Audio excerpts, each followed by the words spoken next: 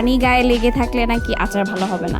শুকনা মরিচ দিয়ে দিলাম। খুন্তি দিয়ে আচার আমার ফেভারিট, অনেক মজা লাগে। পারফেক্ট কালারটা চলে আসবে, তখন বুঝবা আচার ready. Hey guys, welcome to my channel. আজকে আমি বানাবো টক মিষ্টি ঝাল জলপাইয়ের আচার। যদিও এর আগে কখনো জলপাইয়ের আচার করি নাই। ও শিট, এটাও বলে দিলাম। আম্মুর হাতে জলপাইয়ের আচার সাহস করে আজকে বানিয়ে ফেলি, কি বলো?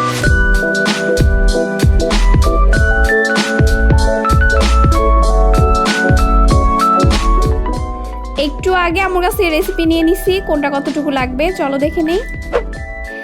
এখানে জলপাই নিছি 2 কেজি। ফার্স্টে ধুয়ে 3 টুকরা করে কেটে পানিটা শুকিয়ে নিছি। পানি গায়ে লেগে থাকলে নাকি আচার ভালো হবে না, কিছুদিন পর নষ্ট হয়ে যাওয়ার নাকি চান্স থাকে, সো এটা মাথায় রাখতে হবে। দেন লাগবে সরিষার তেল 2 কাপ, গরম মশলা তেজপাতা 2টা, ছোট হলে 3টা, এলাচ 2-3টা লাগবে, দারচিনি 2টা। আচ্ছা, চিনি 2 কেজি আচারের জন্য এখানে 2 কাপ নিছি। যার যার টেস্ট বুঝে চিনিটা বাড়ায় কমায় দিতে হবে। যেমন আমি মিষ্টি একটু কম খাই, তাই আমি চিনিটা 2 কাপ নিছি। কেউ যদি মিষ্টি বেশি খাও দেন 3 কাপ দিবা, সিম্পল। 5 ফোড়ন লাগবে 2 টিস্পুন, একটু তেলে গুঁড়ো করে নিছি 5 ফোড়নটাকে। আদা বাটা লাগবে 2 টিস্পুন, রসুন আস্ত 2টা এখানে আছে। আস্ত রসুনটাকে ছিলে নিয়ে সরাসরি দিয়ে দিব আচারে। উফ, অনেক কষ্ট হয়েছে ছিলতে। মরিচ গুঁড়া 1 টেবিল স্পুন লাগবে, লবণ লাগবে পরিমাণ মতো, শুকনা মরিচ 6-7টা, ভিনেগার লাগবে 1/2 কাপ। ওকে, সব বলা শেষ, লেটস কুক। চুলায় কড়াই নিয়ে নিলাম, সরিষার তেল 1 কাপ দিয়ে দিলাম ফার্স্টে, শুকনা মরিচ দিয়ে দিলাম,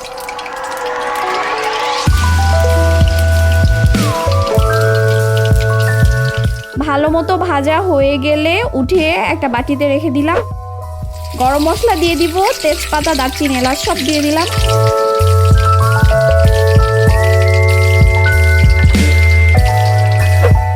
এরপর জলপাইগুলো দিয়ে দিলাম।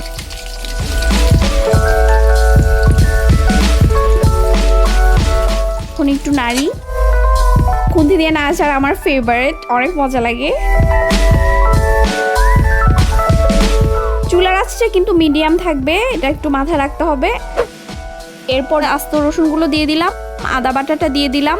এখন দিয়ে দিব পরিমাণ মতো লবণ, টেস্ট বুঝে লবণটা দিতে হবে।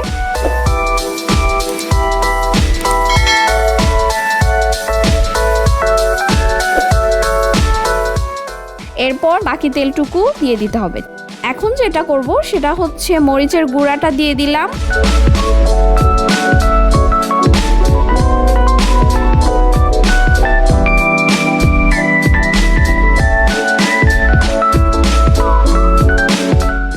আর আগে থেকে ভেজে রাখা শুকনো মরিচগুলো এই সময় দিয়ে দিতে হবে।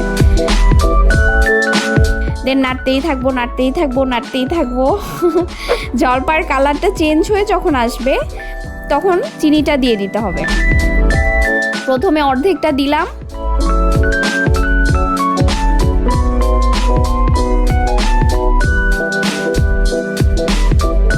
দেন একটু নাড়াচাড়া করলাম, চিনিটা জলপাইয়ের সাথে একটু মিক্স আপ করে একটু পরে বাকি চিনিটুকু দিয়ে দিলাম। এখন শুধু নাড়ানাড়ি করতে হবে।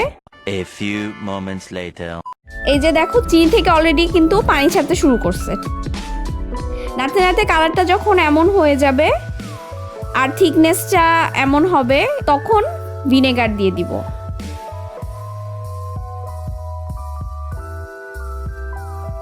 দেন আবার নাড়বো। পানিটা যখন একদম শুকায় আসবে তখন দিয়ে দিব গুঁড়ো করে রাখা 5 ফোড়নটা। নামানোর আগে আগে জাস্ট দিতে হবে। তারপর যখন তেল ভেসে উঠবে আর পারফেক্ট কালারটা চলে আসবে তখন বুঝবা আচার রেডি। গরম গরম ধোয়া ওঠা খিচুড়ির সাথে কষানো গরুর মাংস, বেগুন ভাজা আর এই আচার, আহা, জিভেই জল চলে আসলো। কি তোমাদেরও সেম অবস্থা? তাহলে জলদি বানায় ফেলো এই আচার। ইজি একটা রেসিপি দিয়ে দিলাম। আর কমেন্ট করে জানাও টেস্ট কেমন হয়েছে। I hope you guys like this video. If you really do, then please subscribe our channel and click the bell icon to notify when our next video will be uploaded. আর হ্যাঁ, next যে কোন রান্না দেখতে চাও সেটাও কমেন্টে জানাও। ওকে, tata.